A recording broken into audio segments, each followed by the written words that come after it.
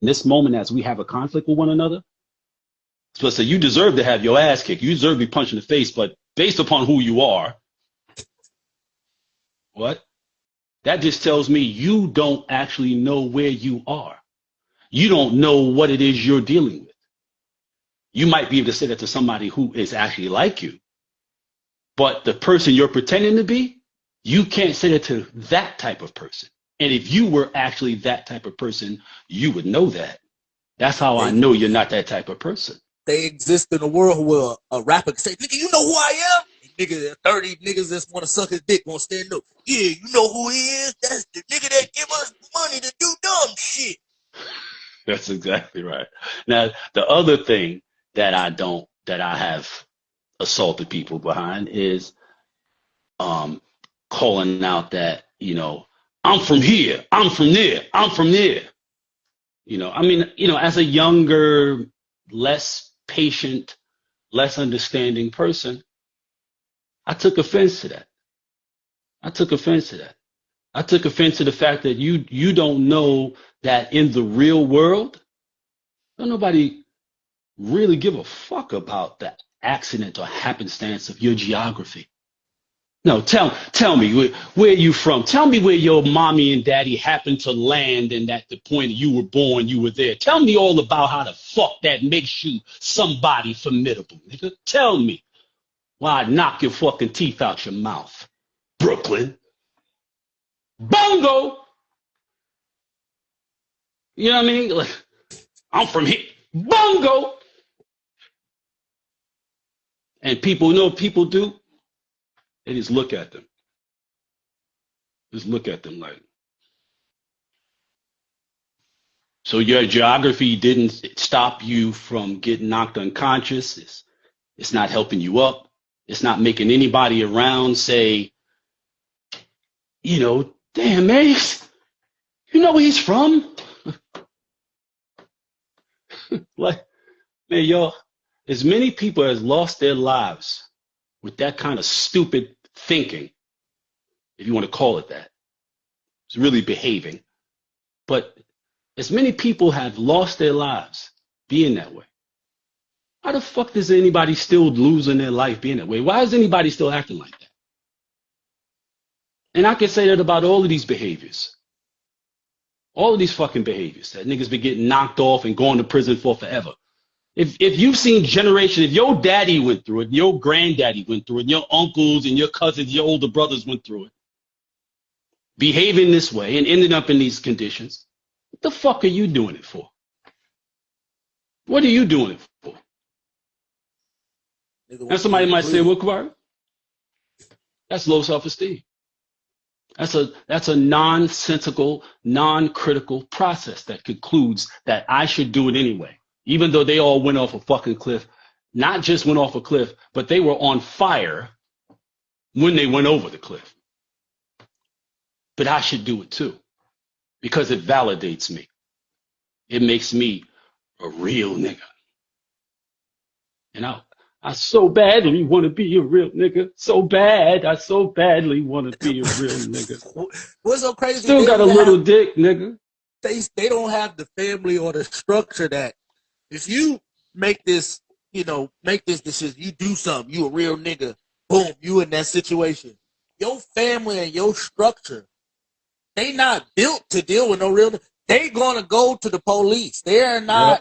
Yep. They not gonna stand next to you in the fire. They're like, yo, you got to get away from me. Like the shit that you created, I got a job, I got my kid. Yo, I can't be having this stuff going on around.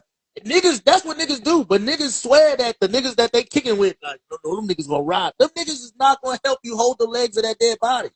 Them niggas gonna hang up the fucking phone on your stupid ass. Yep.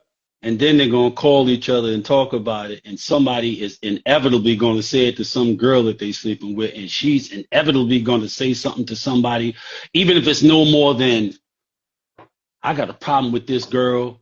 Well, I got a problem with some random guy who tried to talk to me, and I don't want his advances. And I know somebody that killed somebody. And then I'm going to say it. I'll get my cousin so-and-so boyfriend to kill you. What? The fuck are you talking about? Why would you say that? But you don't know nobody's gonna come. He killed so such. You know what the fuck you talking about? He'll kill you too.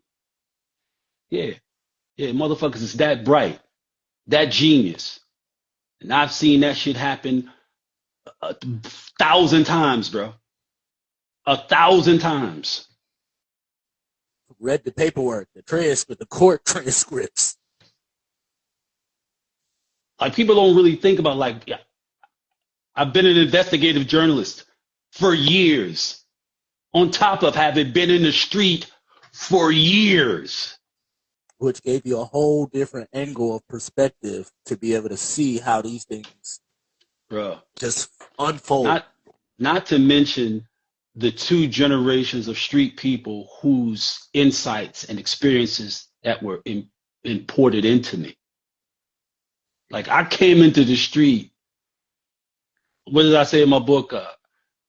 I've forgotten more about the game of death than most will have the time or opportunity to learn before their time is up and their opportunities are no more. Now, I say that way because I don't want everybody to be able to understand it. That is only for those to whom that particular piece of information is pertinent based upon the lives they live. For anybody else who comes into contact with that particular type of esoteric expression, when I'm talking about this gangster shit, this street shit, it's entertainment for you, motherfucker. Think of it as a rap lyric. But for those to whom I speak to and for, it's to put them on point, to sharpen their blade and say, hey, understand something. There's something more going on. Always keep in mind there's something more going on than you know about. Always consider that. Always consider that no matter what advantage you think you have, there's somebody else out there with some greater degree of advantage. And your only defense against that is keeping it in your mind that that exists. That way you are less likely to be surprised, more likely to be given the opportunity to learn what it is that your adversary may have over you so that you can be able to deal with that. See, now the shit I just said, that's gangster shit. That's gangster shit. Actual gangster shit.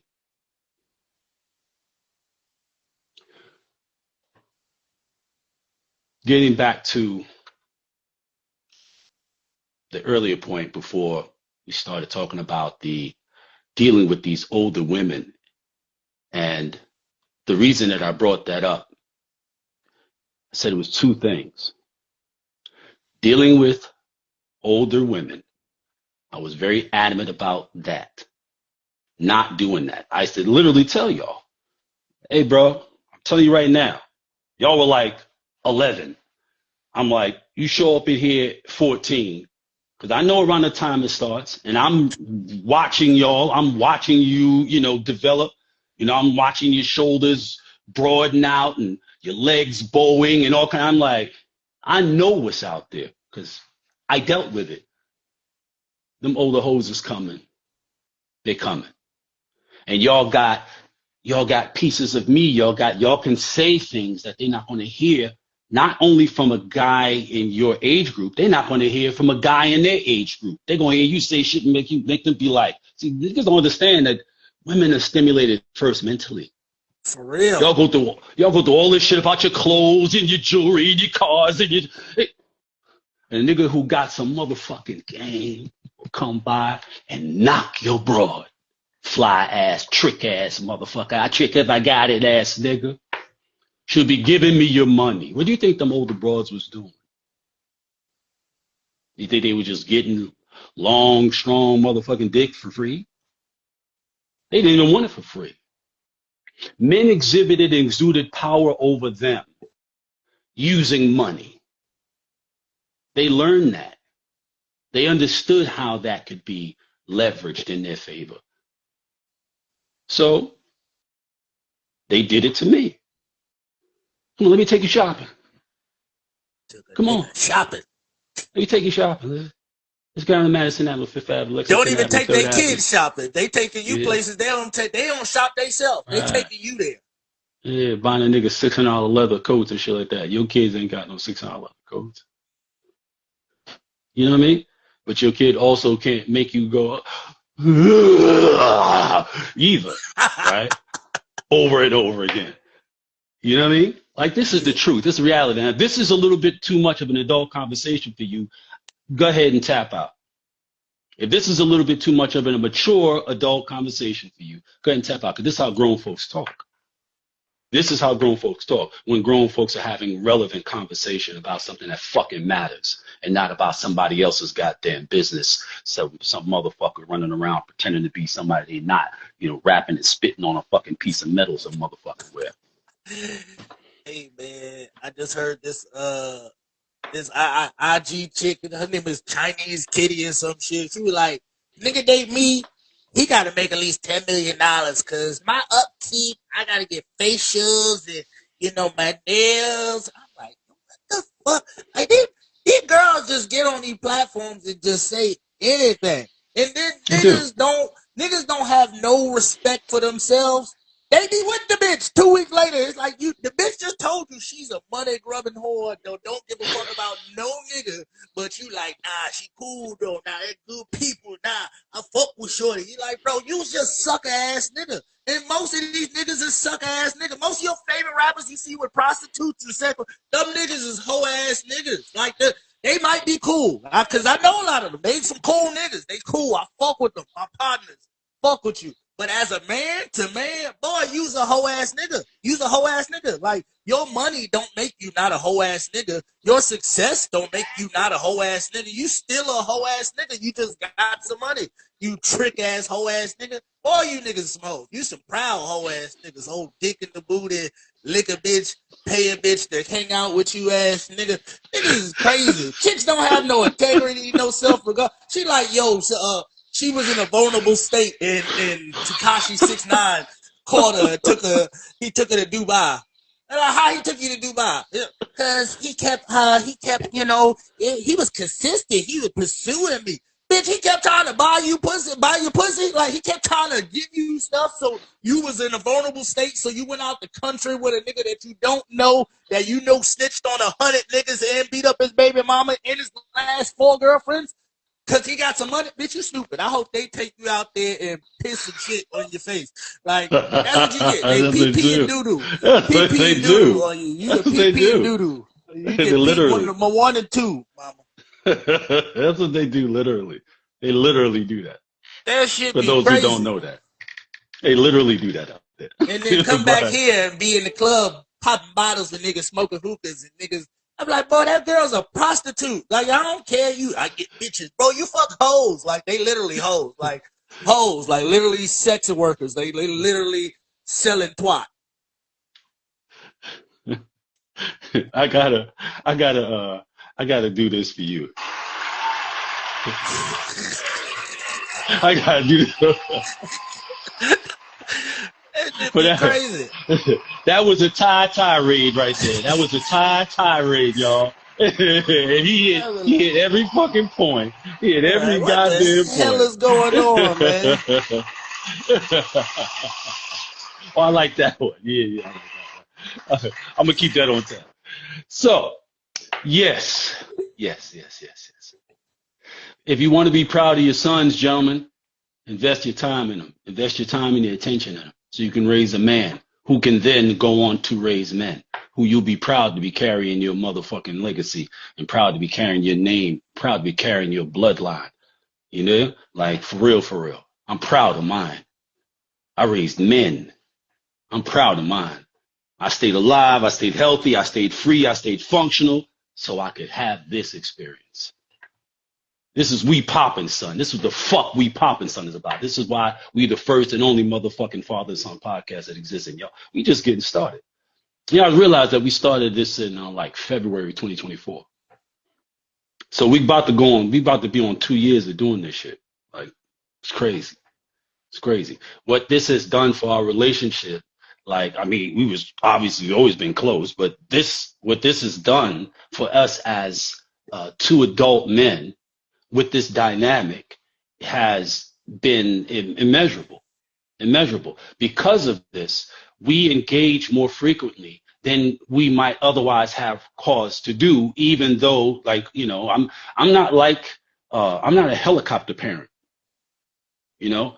So Nah. like, yeah, I don't, you know, Like, mothers you over do, there, you doing what you doing. yeah, I trust you to do what you do. yeah, I don't, you know, He keep his I, head to the street and he'll hear about me doing something. Be like, yo, what's up? What you that's got it. going on? That's it. But I don't do no hovering. You know what I mean? Like the mothers do that. The mothers do the hovering. I don't do no hovering. You know? So I might not talk to, you know, somebody for 2 weeks, 3 weeks. Talk. You know, a text like, you good? Yeah, I'm good. What's up? Yeah, yeah, I'm good. Hit niggas in the group text or whatever. But other than that, like I don't fuck with you. Like, you know, I'm still in pursuit of my dreams and aspirations and all that, whatever. I've got my children to adulthood, and you know, motherfuckers is on to their own life, and got the youngest one, she college, magna cum laude, got her own fucking life. Like, I'm definitely in do me mode, absolutely in do me mode. Just to be able to do me with my one of my children that's just it's a plus. It's a fucking plus. You know what I mean? But to be able to listen to and this is not, I hope, confident. It's not from the ego perspective. Like I hear myself coming out of my children. I hear the best of me, the best of what I was able to offer coming out of my child. That's what's important. Not that it's just me, because there's a lot of people that they see or hear themselves come out their child and they hate them for it. A lot of what children or parents have issue with their children, a lot of it is the stuff about themselves that they never dealt with and don't like. The stuff that has cost them the most and caused them the most problems in their life about themselves that they don't like. And they see their child displaying it and they can't stand it.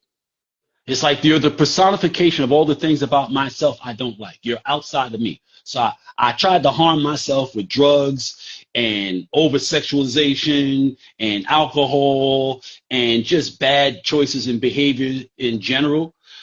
That was my way of trying to punish myself for the aspects of my behavior or my personality that I do not like and never learn how to deal with and contend with and get over. But now that you, as a young, offspring of mine, are manifesting, these behaviors to some degree, now I'm able to attack that shit on the outside of me in a way I wasn't able to do when I was, in that state or in the throes of that condition as it goes. I can look at you and say, see, that's what I don't like about me. That shit right there, you motherfucker. You little hoe, you little fast ass little bitch. She ain't nothing but a little hoe, little fast ass little bitch. And her friends, the mother's friends are looking at her going, bitch, I've known you since motherfucking middle school. She is just like you was. You thought just because nobody told her or she didn't see it or you never shared it with her, that some kind of magical way the genetic predisposition would manifest itself. Even with you as a major fucking influence. It don't work that way. Don't work that way. This is why they say the fruit doesn't fall far from the fucking tree. So you can pretend all you want. I go to church now and all that, whatever. And, I've endured being with the same person that I don't like and don't care for, whatever, just so I could appear to be, this pious, fidelity filled woman to my daughter. So she wouldn't know how much of a skeezing, whoring woman I actually am and have always been. So I'm with this guy forever who I do not like, her stepfather who I do not really like and stopped caring about a long time ago. And she doesn't know I sneak off with the pastor. She doesn't know I sneak off with this one or that one. I don't know when the people going to learn. Children don't have to see you do shit to know you do shit. Like, It's incredible, man. It really is. For me to be able to see the best of myself being manifested in my children. I'm very, very proud of that. I'm very proud of all of you. You are all some of the most stand up, solid, real, genuine people that I know. Seriously. I mean that. Like if you weren't my children, I'd still say these are good, decent people. They were raised well. It's evident in how all of you conduct yourself that you were raised well, that you were given proper prioritization and structure and demonstration, more so than not, because I was far from fucking perfect. But I was very, very conscious about what I did, and I was very honest about what I did. I did not do the hiding thing.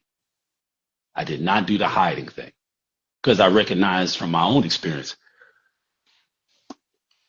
see you. The kids see you. But for you parents that don't realize this, don't have this experience or insight, your kids see you. Even when you think they're not looking, or even when you think that they're nowhere around so they couldn't possibly see it. Children see things, especially young ones. They see things that they don't have the degree of social indoctrination that you get when you start to hit, adolescence, Little children, they see things in the purest way. They don't complicate things with all of these nuances and shit like that. They see things in a very black and white way. And when you think that they don't know, they do know. You just think that there's no way they could know because they don't have enough experience or exposure to be able to actually make a clear determination about what this is. But yeah, they don't need to. As long as they can wrap their mind around the essence of it, they can know. They may not be able to articulate it, but you can bet they can fucking emulate it. That's for sure. That's why I've said to you always, children will do as you do long before they'll do as you say. So all that jackass, backward assholery talking about, don't do as I do, do as I say. Use a dumb, backward ass motherfucker if you subscribe to that shit right there. Don't drag. Hey, and don't be bringing these hoes in my house. Who that, daddy? Oh, this is some hoe I met. It's like, what? This is why, society in general is fucked up. People in general are fucked up. You know what I mean? But we, in particular, and you can look at the information that is kind of like the reflection that kind of tells you, like, there are certain aspects of being that are like markers for, what is the degree of impact a condition has on a situation or on an individual. So when I say society in general is fucked up, human beings in general are fucked up, right? But we in particular have some severe issues. I can say that not just because anybody who is to any reasonable degree informed can say that. But if a white person says it about black people, then the automatic assumption is that they're racist. Not that they're statisticians, not that they're observant, not that they're informed or educated, but that they're racist. I'll assume a person is an asshole before I'll assume they're racist. I've always been like that. There are way more assholes than racists. Way more. Even now, there's still more people who do the shit that make you go, what the fuck, that are assholes than racist. Motherfucker be a straight up asshole. Won't be racist at all. Oh, but you'll assume. But an asshole definitely gonna get mad if you call him a racist, so it works. Oh, absolutely. Absolutely. I'm not absolutely. I'm not racist. I'm an asshole. See if you call, that's right. I could see if you call me an asshole, but I ain't no fucking racist. You know what I mean? Like, and it's real. But the thing I was going to explain is this. I can say what I'm saying based upon my awareness of certain statistical realities. Like what I brought up last week about us being the second in discretionary spending, second under the group that has, like, they represent the top 20% of income earners, we're spending only second to them on things that we don't need. Discretionary, as I explained last week, being all the shit you don't need. You don't need to go to clubs. You don't need to go to restaurants and eat. You don't need to go to the movies outside.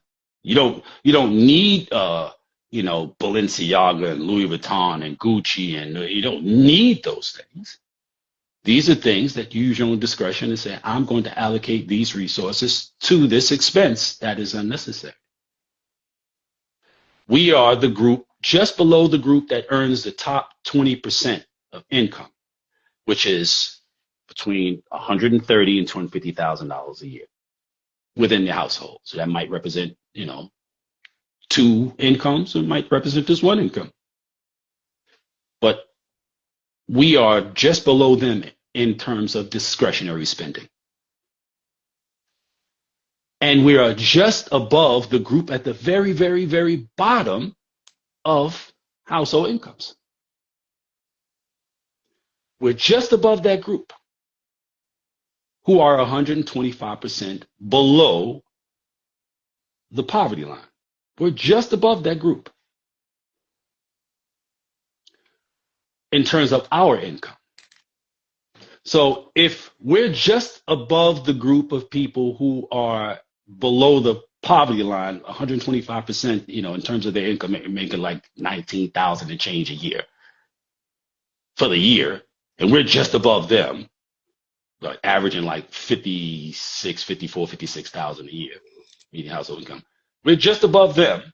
We're just above the last motherfucker at the bottom in terms of income, but we're just below the motherfuckers that's making the most money in terms of spending.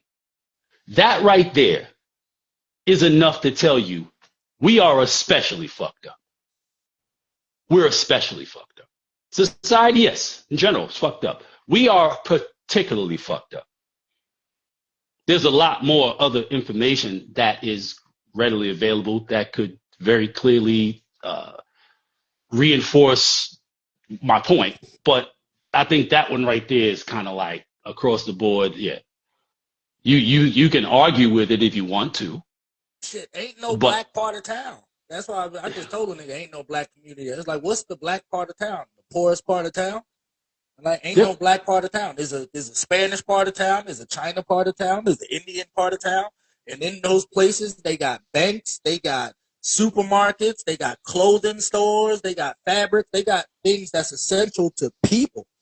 We don't own no supermarket. Like, if we just wanted to close off from other people, we would just starve. Then we would die of dehydration because we don't own no source of water. Like, we just consumers of everybody else's foundation, and we only build everybody else's foundation. That's key. Pull away from ours. That's key. That's key. That's the key. Me mentioning what I was mentioning in terms of where we are in terms of our discretionary spending and where we are in terms of our actual income is not to beat a dead horse, because I've spoken about this. This point is, several times, and it'll continue to come up, because if I can get some of us to start to operate within an understanding of that information, it can make a difference. Maybe not one that be measurable on a broad point, on a broad spectrum, but it'll make a difference somewhere in somebody's house somewhere, right? And not just now, but for the future of their children, right? That's not me clapping for myself.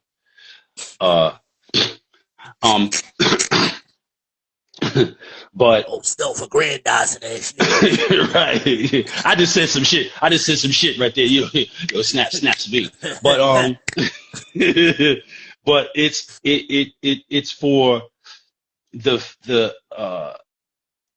realization of where we really stand that I continue to bring this shit up, because I know that these conversations, I catch podcasts from here to there, and I'm gonna tell you what I generally come across. Like, you got podcasts out there that are popular Black podcasts that talk about finances and business and so forth, whatever. And a few of them have not been blown up to be, only a few have not been blown up to be scams and grifters and con artists. Only a few. Only a few.